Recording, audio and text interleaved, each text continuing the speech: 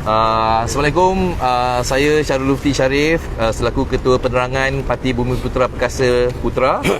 Bersama saya dengan Timbalan Presiden Datuk Dr. Aziz Jamaluddin Mohamed Tahir, Naib Presiden saya Datuk Asmawa, Setiausaha Agung saya Tuan Rosdi Idris, dan juga Ketua Penerangan Selangor Tuan Syarin, dan juga sahabat saya daripada Sepang. So di sini tuan-tuan, tujuan saya hari ini buat report polis berkenaan saya terbaca salah satu petikan dia letak di sini, lantik pakar perlembagaan bantu jawatan kuasa berkait undang-undang syariah saran ngeh. Mula saya terbaca tu. So di report saya di sini saya menyatakan pada 29 Disember setelah saya berada di pejabat kami Putra, saya terbaca artikel ni dan mula saya ingatkan benda ni tak berapa serius. Saya pusing lagi, baca. So di sini kenyataan yang mana saya nampak di media sosial mula dan juga portal-portal berita. Mula saya baca dan makin saya realise benda ni adalah dulu dia pernah mencadangkan tiga perkara yang first kali menyentuh hal ehwal agama Islam, iaitu supaya perkataan Islam pada kad pengenalan IC dihapuskan. Ini berkenaan bulan Jun tahun 2023. Dan juga dia pernah cakap kedua, supaya hak orang Islam untuk murtad dihormati. Ini berkenaan lama, tahun 2014, tapi dalam handset dalam parlimen yang dia pernah menyatakan lah. Dan juga yang ketiga, supaya yang ni yang paling latest, dia berkata supaya pakar bukan Islam dilantik ke dalam jawatan kuasa khas untuk mengkaji isu-isu berkaitan kuasa perhimpunan negeri dalam mengubah undang-undang syariah Islam. Bila selepas tu mula saya fikir, okey, setakat 1, 2, 3. Saya tunggu bila saya buat report polis berkenaan. Saya tengok, mula saya tengok, berharap bila saya nampak bila keluarnya kenyataan daripada Anthony Loke. Dan bila saya fikir, bila seseorang bercakap, ada je orang yang lebih atas untuk cover. So apa yang saya nak tanya di sini, kenyataan saya di polis semasa saya buat report, saya merasakan kenyataan ini adalah menghina, menghasut dan menimbulkan perasaan tidak puas hati di kalangan umat Islam di Malaysia. Agama Islam adalah agama bagi persekutuan yang termaktub di dalam Perlembagaan Persekutuan, dan bidang kuasa agama di bawah naungan Duli Yang Maha Mulia yang di-Pertuan Agong dan Raja-Raja Melayu di negeri-negeri. Mencabar atau mempertikai hak agama Islam ini bermaksud mencabar serta menghina kuasa dan kedaulatan Raja-Raja Melayu selaku ketua agama Islam. Saya juga bimbang bahawa kenyataan ini boleh menjejaskan keharmonian antara agama dan kaum di negara ini. Oleh itu, tujuan saya membuat laporan polis terhadap Yang Berhormat Ngeh Kuham ni, agar pihak polis di Raja Malaysia menyiasat, mendakwa dan mengambil tindakan tegas kerana telah mengeluarkan kenyataan-kenyataan tidak bertanggungjawab yang mengancam keharmonian dan keselamatan awam. So kalau sekali kita mungkin okey lagi, 2, 3. So kenapa kenyataan dia kerap keluar berkenaan agama Islam? So di sini Putra meminta Majlis Agama Islam dan Wilayah mencadangkan kepada Duli Yang Maha Mulia Agong dan Sultan-Sultan Negeri selaku Ketua Agama Islam negeri-negeri supaya mengambil tindakan terhadap Ngeh Kuham ni tentang murtad 2014 dan 2023 Jun berkenaan tukar IC, dan ni yang latest. So dan juga saya tertanya, parameter 3R yang digunakan tu adalah untuk sekat kebebasan rakyat ke? Betul? Pasal mengapa tidak dibawa ke parlimen untuk diluluskan atau diabsahkan? Saya terbaca juga berkenaan ni. Adakah 3R ini alat politik sebagai tool politik kerajaan madani? Ini yang kita nak tanya. Maksudnya di sini kita mempertahankan hak agama Islam yang utama, agama bangsa negara. Kenapa perlu kita mencabar sesuatu agama sedangkan tak ada antara Islam yang mencabar agama lain? Dan Sultan Selangor mengeluarkan kenyataan dan juga ayat Al-Kafirun tu. So maksudnya kita memang ikut agama lain, tapi bila mereka bukan keseluruhan tapi yang selalunya orang yang sama. So di sini kita minta supaya ada tindakan yang lebih tegas lah, dan bukan hanya berlaku pada parti pembangkang ataupun orang yang menyuarakan benda yang betul. Sekian dari saya. Terima kasih. Tok, ada apa nak cakap? Mungkin Tok, silakan. Ya, boleh. Bismillahirrahmanirrahim. Assalamualaikum warahmatullahi wabarakatuh. Bismillahirrahmanirrahim. Assalamualaikum warahmatullahi wabarakatuh. Saya Dato' Asmawa bin Samad, Naib Presiden Parti Putera Malaysia. Setelah meneliti laporan polis oleh Saudara Muhammad Sarul Lufti yang juga Ketua Penerangan Parti Putera, saya juga merasa tersinggung, kecewa dan rasa duka cita lah. Kerana kita sekarang di bawah kerajaan Madani, kononnya kita di bawah kerajaan Madani. Melainkan kalau betul-betul kerajaan Madani mahu mengambil tindakan yang tegas lah. Kalau tidak, kononnya lah. Sebab perkara double standard berlaku. Ada orang boleh bercakap menyentuh tentang hal awal 3R, tidak ada tindakan. Tetapi kita hari ini rasa kecewa lah, tak ada tindakan. Jadi kita ambil tindakan, laporan polis, supaya perkara ini diambil tindakan lah oleh pihak berkuasa. Sekiranya kerajaan betul-betul mahu menjaga keharmonian, mahu menjaga kestabilan, perpaduan. Ini sepatutnya dalam situasi mempromosi atau untuk mewujudkan kerajaan Madani, yang ini sepatutnya dibuat. Ini DAP ini sudah memerintah ke? Sewenang-wenangnya buat kenyataan, lepas tu minta maaf. Lepas tu benda ni bukan sekali, 2 kali, 3 kali. Jadi perkara ini sampai bila nak dimaaf, kita ni rasa kecewa lah. Jadi atas kekecewaan ni kita minta lah kerajaan ambil tindakan tegas lah perkara ni. Kalau kerajaan ambil tindakan tegas, baru kita dapat menyokong kerajaan dengan sepenuh hati. Kalau tidak, kita tidak masih kecewa lah orang kata. Sehingga tindakan tegas dah ambil, bawa dia ke mahkamah. Bawa dia ke mahkamah. Kenapa dia ambil tindakan berkelakuan seperti ini, walhal dia dalam kerajaan Madani? Dia patut menyokong kerajaan Madani, bukan orang kata duduk belakang kerajaan Madani tetapi tikam orang Madani. Ini orang Madani tak merasa ke? Kita merasa, tapi fikir-fikirkanlah komponen-komponen yang ada dengan kerajaan Madani, fikir-fikirkanlah. Sekian, terima kasih. Untuk respons sikit, apa pendapat Putera tentang pernyataan Sultan Selangor yang menegur pimpinan yang tidak menghormatilah MKI tu, yang mahu cadangkan. Apa respon Putera kepada ucapan Sultan? Kita sepatutnya sudah faham bidang kuasa. Raja-raja Melayu adalah ke atas agama.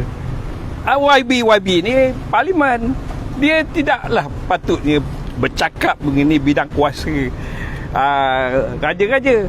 Yang raja pun tidak boleh bercakap di parlimen. Bagi peluang raja cakap kat parlimen, barulah adil. Ini dia jadi jago, dia mengatasi lebih pada raja. Tak boleh lah. Kita rasa macam tu. Jadi tak sepatutnya campur tangan hal-hal bidang kuasa raja ni. Hentikan. Kalau tak hentikan, nanti kita akan lawan DAP. Kita akan pergi pejabat dia buat komplain. Bersebuka dengan kita orang. Jangan main belakang-belakang, orang kata ya. Kalau berani DAP ni. Sekian, terima kasih. Kenapa DAP begitu berani? Datuk boleh respon lah tu. Kenapa begitu berani buat statement yang mengguris hati umat Islam pada kata mereka di kerajaan? Macam mana boleh datang keberanian DAP tu? DAP ni nak kata berani pun tak, bodoh sebenarnya. Tak belajar. Tak ada sensitivity. Kalau dah duduk di mana bumi dipijak, di situ di langit dijunjung, tu kena faham tu DAP. Kalau tidak, selagi itu orang kata bangal, orang kata. Bangal sepanjang-panjang ni bangal je. Kerjanya nak menyakitkan hati orang, melibatkan kerisauan pada orang, menyusahkan orang, membuang masa orang. Kita nak bekerja, tapi dia menyebut kita dengan perkara-perkara yang bukan-bukan. Banyak orang Melayu tak suka benda ni. Kita boleh selesaikan secara baik. Ramai kawan-kawan DAP saya ada yang kenal lebih baik daripada siapa di Ngeh Koham ni. Tan Kok Wai pun, YB Tok Kok Wai kawan saya juga dulu. Dia selalu datang pejabat saya buat aduan di Biro Pengadaan Awam dulu. Jadi saya Tak ada masalah dengan orang-orang Cina. Tapi ini yang seorang ni nampaknya tak mau belajar adab budaya Melayu, sensitiviti adab budaya Melayu. Kena belajar. Kalau tidak, dia merencatkan proses kerajaan Madani untuk membentuk sebuah kerajaan atau masyarakat yang orang kata yang betul-betul yang harmoni, yang betul-betul bersepadu, yang boleh membawa gagasan Madani ini untuk memajukan negara dan memakmurkan negara dan kesejahteraan rakyat. Ini tak ada. Hari-hari nak suruh kita bergesel. Ini bukan Madani. Faham? YB kena faham ni. Antagonis. Ya? Antagonis. Jangan antagonis orang. Kena belajar. Please stop it. So bottom line, dia orang ni tak cerdik, tak berani tapi bodoh. Bodoh. Okey. So Bottom line ni. Tak mau belajar. Ada kata mereka bukan bodoh Datuk. Ada yang kata ini adalah untuk test market, macam mana reaksi orang Melayu mencoba perkara yang bukan. Mereka tak bodoh Datuk, sebab mereka di parlimen, dia peguam actually, dia dah sangat peguam. Komen Datuk, adakah sebenarnya mereka tak bodoh tapi nak menguji sejauh mana orang Melayu respon dengan isu-isu yang sensitif ni? Saya sayanglah kalau seorang peguam kerja nak test orang. Macamlah kita ni bodoh. Jadi dia je bodoh. Betul tak? Kita rasa macam tu. Jangan membodohkan diri. Kerana orang bodoh nak test orang, kebijaksanaan orang. Orang marah ke melenting ke tidak. Kita tak sebodoh itu. Itu kena belajar tu. Please stop it, YB. YB. Stop it. Jangan sini-sini. Tak pergi. Ada Aziz? Okay. Musangking. Okay. Sama. Musangking dulu. Musangking tu. Okey. Assalamualaikum warahmatullahi wabarakatuh. Mike.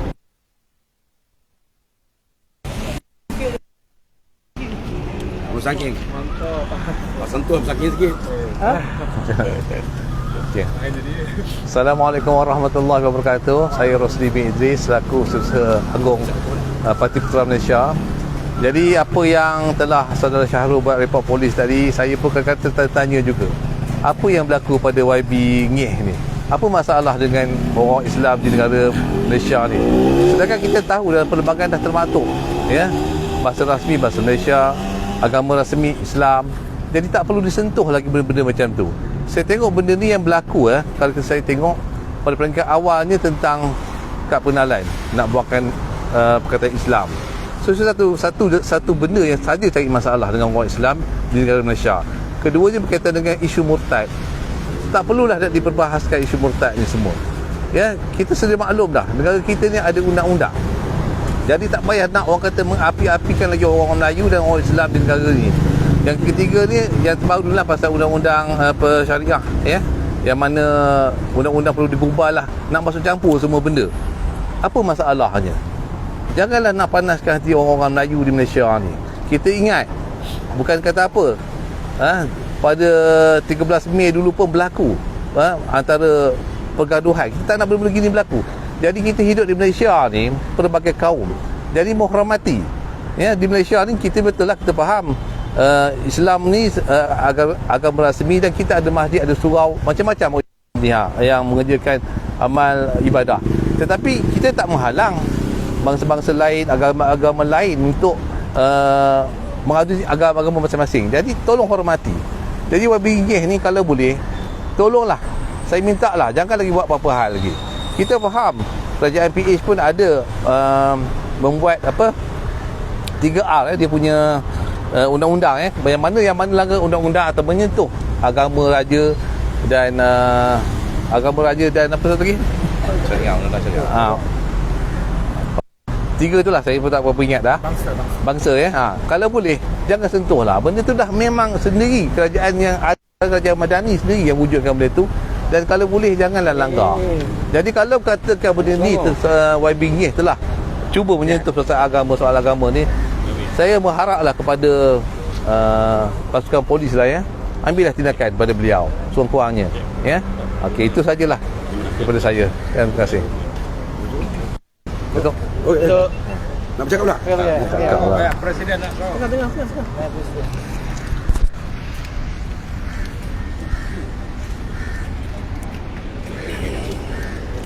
Satu limit 5 minit Kan setengah Minit. Dia boleh. Okey, Assalamualaikum warahmatullahi wabarakatuh. Datuk Aziz Jamaluddin Mohamed Tahir, Timbalan Parti Putera Malaysia. Datuk Ibrahim Ali kan salah semua yang ada. Jadi saya tak nak bercakap apa yang sudah dicakap oleh sahabat-sahabat kita tadi. Cuma saya di sini saya nak sentuh sikitlah tentang apa yang telah digembar-gemburkan, yang telah campur tangan oleh YB Ngeh ni. Saya difahamkan dah 10 tahun dia cuba mencabar syariah, mencabar ahli wal agama Islam Malaysia, yang mana ini dia telah melanggar kontrak sosial dalam perlembagaan. Itu pun saya tak mau sentuh. Saya nak sentuh sikit. Akhirnya dia cuba nak memasukkan penasihat ataupun pakar untuk bersama-sama dalam menggobal undang-undang Mahkamah Syariah daripada dengan orang yang bukan Islam. Dia tahu ke nak menggobal undang-undang Islam ni kita berpandukan pada apa? Quran dan hadis ini amat suci bagi orang Islam. Dan Quran dah kata inna nahnu dzikra wa inna lahu lahafizun. Kami memberikan sebagai satu zikra, maknanya untuk kita mengamalkan dan untuk kita memahami, dan kita Quran ini juga untuk kita menjaga kesucian dia. Jaga kesucian Quran ini. Jaganya maknanya mestilah dia tu orang-orang yang betul-betul suci, orang yang dah mengucap dua kalimah syahadat, orang Islam. Kalau kau bukan Islam, kau nak masuk dalam ni, nak cuba nak mengganggu-gugat dalam kita punya perundangan Islam dan ahli wal Islam, kau tak suci. Sedang kata najis boleh campur, tak boleh. Kalau kau nak juga bersunat mengucap dua kalimah syahadat, baru kau boleh jadi Islam. Boleh lah kau nak bawa macam beberapa ribu penasihat ataupun pengguna undang-undang, bawa lah. Ini kau nak masuk tu tiket tak ada. Jangan sentuh tu lagi, ya. Kemudian saya nak sentuh tadi cerita bab madani. Jadi mintalah bagi pemimpin yang tertinggi, ni madani ni kita mengambil piagam Madinah yang Rasulullah SAW. Madinah madani. Piagam mana contohnya piagam Madinah. Piagam Madinah ni berlandaskan Quran dan hadis. Jadi bila Quran dan hadis ni, siapa di dalam itu yang boleh menggobalkan? Jadi janganlah sentuh lagi, janganlah memprovok. Nak provok kita orang Islam ni dah cukup dah. Dah berapa lama dah kita ni diprovokasikan? Dah 70 tahun kita, ya, yang ada sikit sebanyak kita ni kuasa yang syariah kita ada ni, jangan lagi kita nak diperkotak-katikkan lagi. Jadi saya kami berharap kepada pemimpin tertinggi, ingat hadis Nabi, kullukum ra'in wa kullukum mas'ulun an ra'iyati. Kau ingatlah Rasulullah kata apa? Kau sebagai pemimpin dan setiap pemimpin itu bertanggungjawab ke atas rakyat ataupun orang yang dipimpin.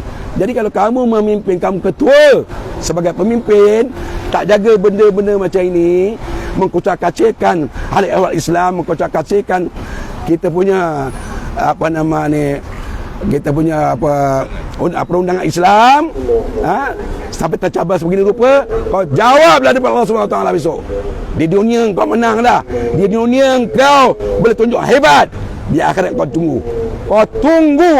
Assalamualaikum warahmatullahi wabarakatuh. Takbir! Allah! Takbir! Allah! Takbir! Allah!